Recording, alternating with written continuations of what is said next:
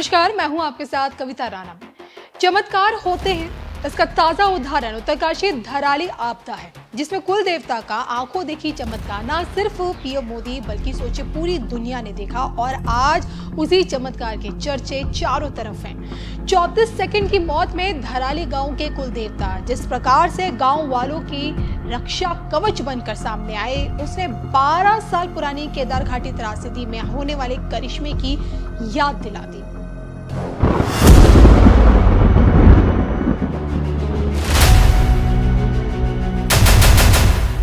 चौंतीस सेकंड की मौत में कुल देवता का चमत्कार। कुल देवता बने धराली गांव के रक्षक। मौत की दहलीज पर बाल बाल बचे गांव वाले। देखिए सिर्फ और सिर्फ धर्म ज्ञान पर।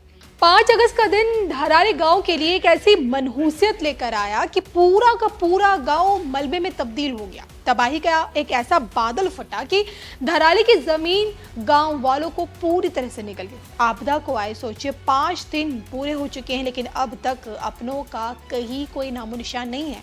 अपनों की तलाश अब तक जारी है।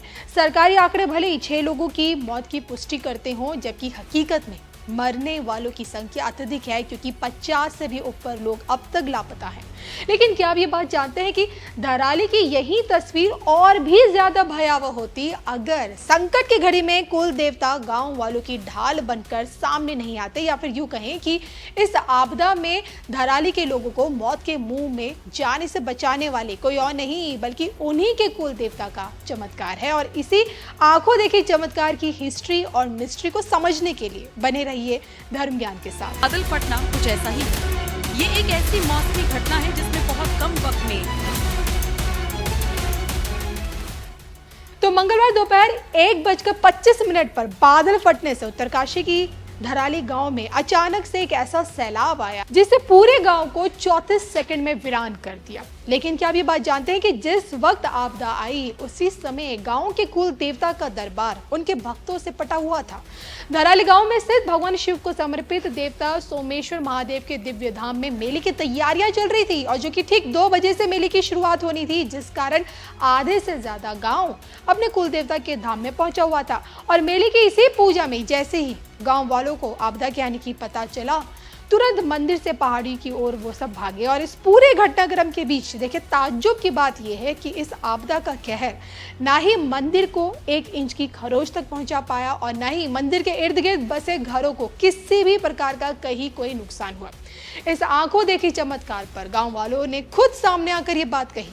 मैं धराली बाजार में था, खीर गाड़ में थोड़ा थोड़ा मलमेटा पानी आ रहा था, और तभी मुखबा गांव से सिटी बजनी शुरू हो गई और हम तुरंत पहाड़ की ओर भागे। वहां से देखा तो बाजार और कल्प केदार मंदिर डूब चुका था, लेकिन सोमेश्वर महादेव के मंदिर को और मंदिर के आसपास घरों को नुकसान नहीं पहुंचा। मंदिर में भी सब कुछ ठीक रहा। ये सब सोमेश्वर महादेव की कृपा है। मतलब बिल्कुल साफ है कि अगर मेले को लेकर आधे से ज्यादा गांव वाले अपने कुल देवता सोमेश्वर महादेव के मंदिर में नहीं होते तो मौत के मुंह में जाने वाली जो जिंदगियां थी उनका आंकड़ा और भी ज्यादा होता। हालांकि देखिए मौत के इस कहर के बीच कुल देवता का यही चमत्कार 2013 की त्रासदी में केदार घाटी में होने वाले करिश्मे की भी याद दिलाता है।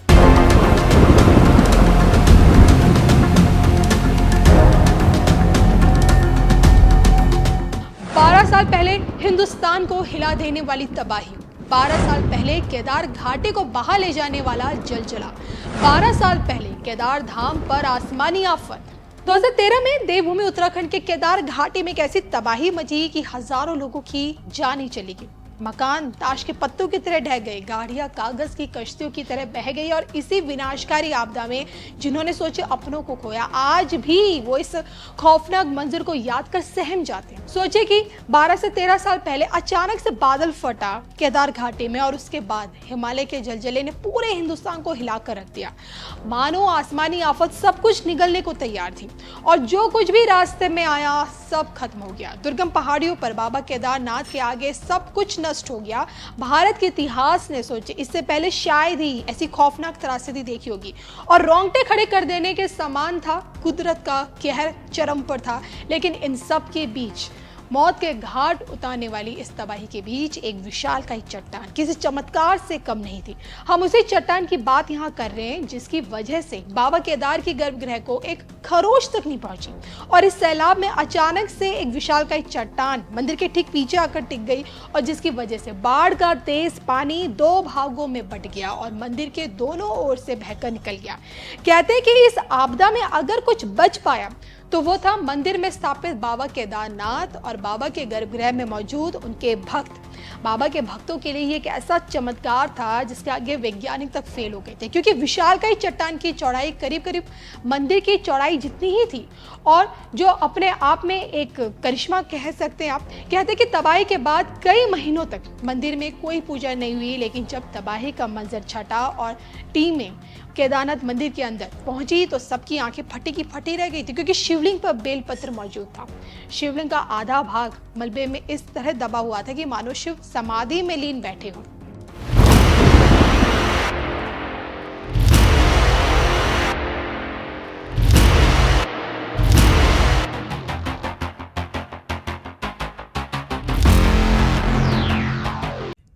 साथियों, एक समय था जब अध्यात्म को, धर्म को केवल रूढ़ियों से जोड़कर कुछ ऐसी गलत मर्यादा और कल्पनाओं में जोड़कर देखा जाने लगा था।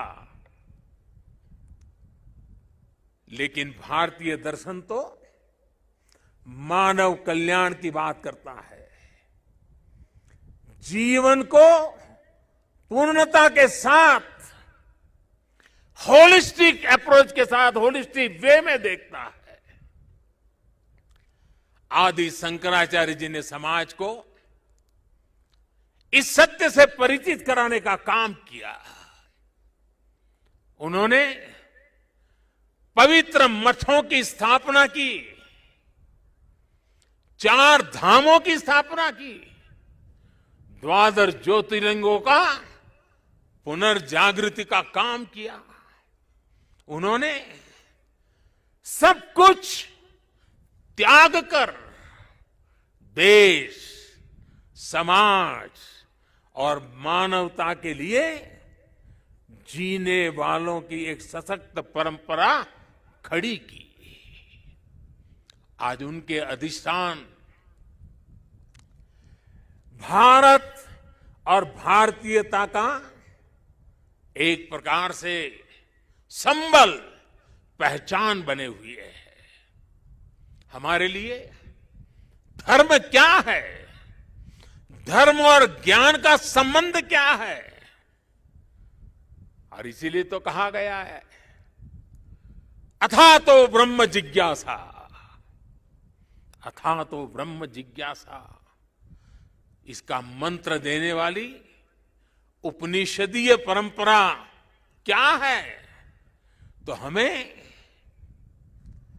पल प्रतिपल प्रश्न करना सिखाती है। और तभी तो बालक नचिकेता यम के दरबार में जाकर के यम की आंख में आंख मिला करके पूछ देता है, यम को पूछ देता है, व्हाट इज डेथ? मृत्यु क्या है बताओ। प्रश्न पूछना, ज्ञान अर्जित करना, अथा तो धर्म जिज्ञासा। हमारी इस विरासत को हमारे मठ हजारों सालों से जीवित रखे हुए हैं, उसे समृद्ध कर रहे हैं। संस्कृत हो, संस्कृत भाषा में वैदिक गणित जैसे विज्ञान हो, इस मठों ने, हमारे शंकराचार्य की इस परंपरा ने इन सब का संरक्षण कर पीढ़ी दर पीढ़ी मार्ग दिखाने का काम किया है। मैं समझता हूं आज के इस दौर में आदि शंकराचार्य जी का सिद्धांत और ज्यादा प्रासंगिक हो गए हैं।